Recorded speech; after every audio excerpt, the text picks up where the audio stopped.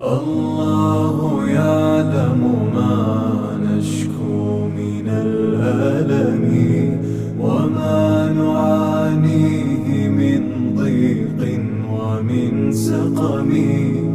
لكن لنا فيه ظن لا يخيبنا، حاشاه أن ترجع الأيدي بلا نعم.